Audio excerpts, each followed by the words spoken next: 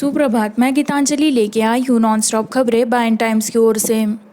संदिग्ध कोविड-19 मामलों की निकायों को परीक्षा परिणाम की प्रतीक्षा किए बिना सौंप दिया जाएगा स्वास्थ्य मंत्रालय। केंद्रीय स्वास्थ्य मंत्रालय ने सभी राज्यों और केंद्र शासित प्रदेशों से कहा है कि वे अपने परिजनों को संदिग्ध कोविड-19 मामलों की बॉडी सौंप दें ताकि संक्रमण की पुष्टि किए बगैर उनके परिजनों को सूचित किया जा सके। बुधवार को सभी राज्यों और केंद्र शासित प्रदेशों में संदिग्ध कोविड-19 रोगियों और शवों की मृत्यु के संबंध में उठाए गए मुद्दों के मद्देनज़र अस्पतालों द्वारा परीक्षण रिपोर्ट की पुष्टि लंबित नहीं सौंपी गई थी। मैं स्पष्ट करना चाहूँगा कि इस तरह के मृत शरीर संदिग्ध कोविड-19 मामलों को तुरंत उनके रिश्तेदारों को सौंप दिया जाना चाहिए और कोविड-19 की प्रयोगशाला पुष्टि की परीक्षा नहीं की जानी चाहिए। स्वास्थ्य सेवा के महानिदेशक DGHS स्वास्थ्य मंत्रालय डॉक्टर राजीव मार्ग द्वारा लिखे गए पत्र।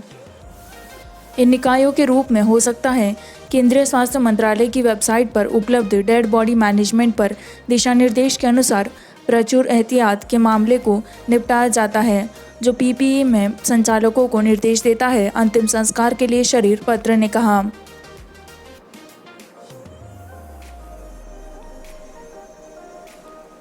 दिल्ली सरकार ने प्लाज्मा बैंक शुरू किया। CM ने लोगों से कोविड-19 मरीजों को बचाने के लिए प्लाज्मा दान करने को कहा। उपन्यास कोरोना वायरस का इलाज करने के लिए एक प्लाज्मा बैंक ने गुरुवार को दिल्ली में काम करना शुरू कर दिया। मुख्यमंत्री अरविंद केजरीवाल ने कहा कि कोविड-19 मरीज ठीक होने के 14 दिन बाद अपने प्लाज्मा दान कर सकते हैं।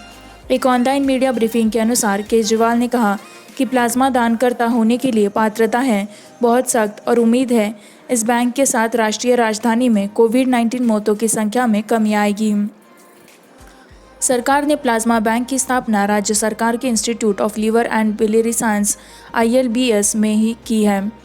मंत्री ने कहा कि जिन लोगों ने वायरस बरामद किया है वे 1031 और व्हाट्सएप नंबर 8800007722 पर संपर्क कर सकते हैं, जहां वे प्लाज्मा दान के लिए विवरण प्राप्त कर सकते हैं। दाता को एक प्रशंसा पत्र भी दिया जाएगा। सरकारी डॉक्टर उस व्यक्ति से संपर्क करेंगे जो अपना दान करने के लिए इच्छुक है। प्लाज्मा और उसके चिकित्सा इतिहास और अन्य पात्रता आवश्यकताओं के बारे में बुनियादी विवरण प्राप्त करें। इसके बाद व्यक्ति अपने प्लाज्मा दान करने के लिए ILBS में आ सकता है। सरकार परिवहन खर्च भी वहन करेगी, उन्होंने कहा।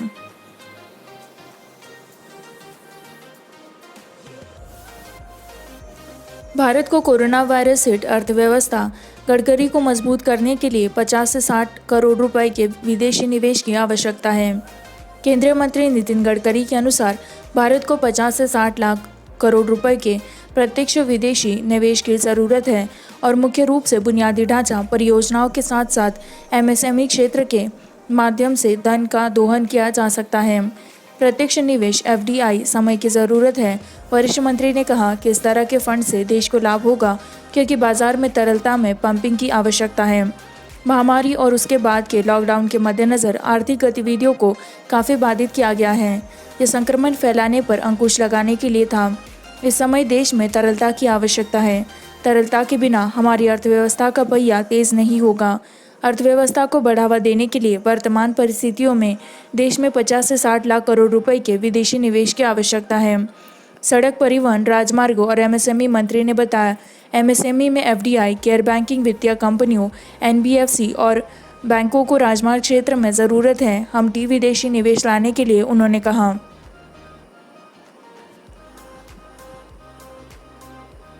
रूस भारत के साथ राजनीतिक साझेदारी को मजबूत करने के लिए तैयार। प्रधानमंत्री नरेंद्र मोदी के साथ टेलीफोन पर बातचीत में रूसी राष्ट्रपति व्लादिमीर पुतिन ने गुरुवार को सभी क्षेत्रों में दोनों देशों के बीच विशेष और विशेषाधिकार प्राप्त राजनीतिक साझेदारी को और मजबूत करने के लिए अपने राष्ट्र की प्रतिबद्धता को दोहराया। पुतिन ने मोदी के साथ टेलीफोन पर बातचीत के दौरान अपना आश्वासन दिया। प्रधानमंत्री के कार्यालय से जारी एक बयान में कहा गया है कि उन्हें दूसरे विश्व युद्ध में जीत की 75वीं वर्षगांठ और रूस में संवैधानिक संशोधनों पर वोट के सफल समापन के लिए मनाए जाने वाले समारोह की सफलता पर बधाई देने के लिए बुलाया गया। कोविड-19 वैश्विक महामारी के नकारात्मक परिणामों को दूर करने के लिए दोनों देशों द्वारा किए गए प्रभावी उपायों पर ध्यान दें और कोविड दुनिया की चुनौतियों को संयुक्त रूप से संबोधित करने के लिए निकट भारत रूस संबंधों के महत्व पर सहमति व्यक्त की। द्विपक्षीय संपर्क और परामर्श की गति वार्षिक द्विपक्षीय योग के लिए अग्रणी। इस साल के अंत में भारत में आयोजित होने वाली माइट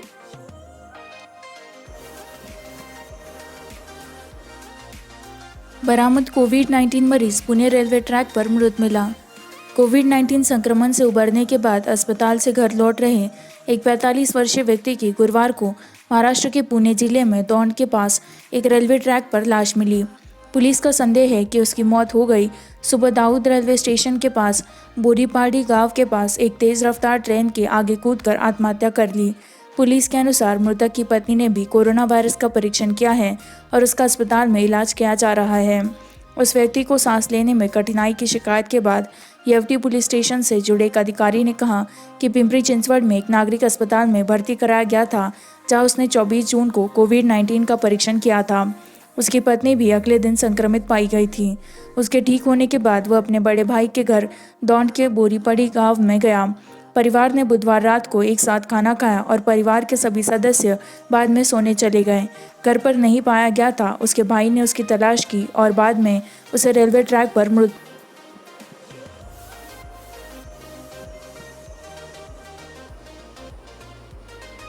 कोविड-19 24 घंटे में 19,148 मामलों के साथ भारत की टैली सिर्फ 5 दिनों में 6 लाख को पार कर जाती है। यूनियन हेल्थ केयर डेटा के अनुसार भारत की कोविड-19 टैली 19,148 मामलों में एक दिन की वृद्धि के साथ गुरुवार को 6 लाख से अधिक हो गई, जबकि 5 दिन बाद यह आंकड़ा 5 लाख के पार पहुंच गया, जबकि मृत्यु 1,71,734 हो गई। देश में कोरोना वायरस संक्रमण के 1 लाख तक पहुंचने में 110 दिन लग गए, जबकि 6 लाख के निशान के पार करने के लिए सिर्फ 44 दिन अधिक है। देश का कोविड-19 केस लोड गुरुवार को बढ़कर 6,04,641 हो गया, जबकि 434 लोगों की बीमारी से मौत हो गई। पिछले 24 घंटों में डेटा सुबह 8 बजे अपडेट किया गया। एक स्थिर वृद्धि वसूलियों की संख्या 3,59,859 है, जबकि एक रोगी पलायन कर गया है। वर्तमान में देश में कोरोना वायरस संक्रमण के 2,26,947 सक्रिय मामले हैं। एक अधिकारी ने कहा, अब तक लगभग 59.52% रोगी ठीक हो चुके हैं। एक अधिकारी ने बताया, कुल दर्ज मामलों में विदेशी शामिल हैं। यह लगातार छठा दिन है जब कोरोना वायरस संक्रमण 18,000 से अधिक बढ़ गया है। यह एक वृद्धि है जून से 4,14,106 कोविड-19 मामले 1 तारीख तक।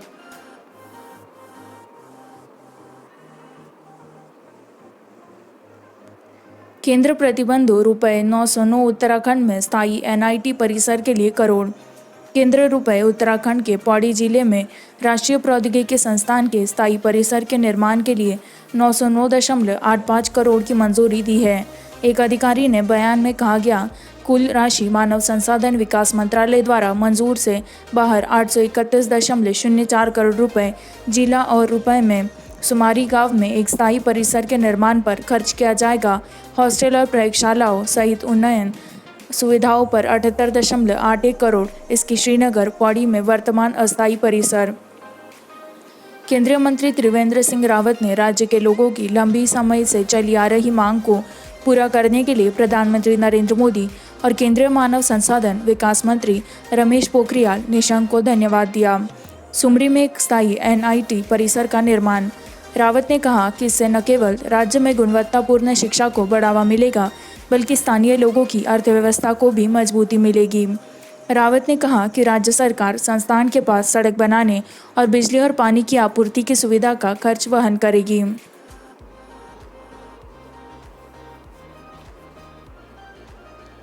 मुंबई एयरपोर्ट घोटाला। CBI ने GVK ग्रुप के चेयरमैन को 705 करोड़ रुपए की हेराफेरी के लिए बुक किया।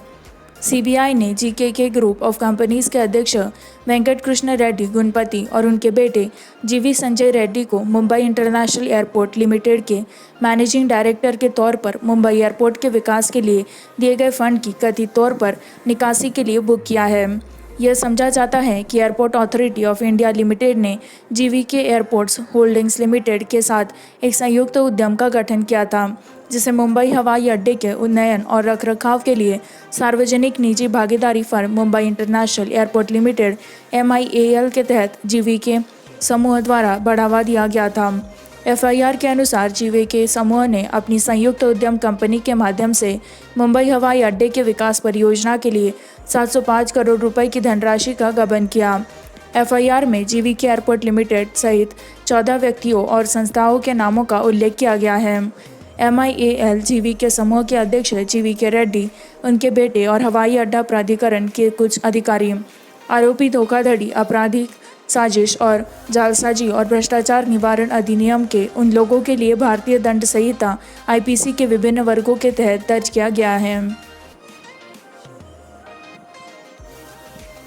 शिवराज चौहान के वफादार मध्य प्रदेश मंत्रिमंडल में शामिल हो सकते हैं। मध्य प्रदेश मंत्रिमंडल का बहुप्रतीक्षित दूसरा विस्तार गुरुवार को होगा, जिसमें कम से कम 22 नए मंत्रियों को मुख्यमंत्री शिवराज सिंह चौहान की 6 सदस्यीय टीम में शामिल किए जाने की संभावना है, जो ज्योतिरादित्य सिंधिया खेमे के 8 विधायकों से कम नहीं है। मंत्रालय में एक बर्थ मिलने की संभावना है। सूत्रों ने कहा कि चौहान के कुछ वफादारों को उनकी टीम में जगह नहीं मिल सकती है, जो अधिक नए चेहरे हो सकते हैं। कैबिनेट का विस्तार यूपी के राज्यपाल आनंदीबेन पटेल के एक दिन बाद होगा, जिन्हें दिया गया है। सांसद के अतिरिक्त प्रभार के बाद से लालजी टंडन अस्पताल में भर्ती है। उन्होंने भोपाल में शपथ ली। नए मंत्रियों को शपथ दिलाने के बाद वह गुरुवार को लखनऊ के लिए उड़ान भरने की संभावना है। मंथन ने तो अमृत ही निकलता है, विष दोष शिव पेशे में है। विचारधारा अमृत की ओर ले जाती है। भगवान शिव द्वारा विष का सेवन किया जाता है, चौहान मीडिया को बताया। यह एक प्रतीकात्मक प्रवेश के रूप में देखा जा रहा है कि विस्तारित मंत्रिमंडल में वे लोग शामिल नहीं हो सकते जिन्हें वे चाहते थे। कहा जाता है कि बीजेपी के केंद्रीय नेतृत्व ने 3 दिनों की बैठकों के बाद मंत्रियों की सूची को मंजूरी दे दी है।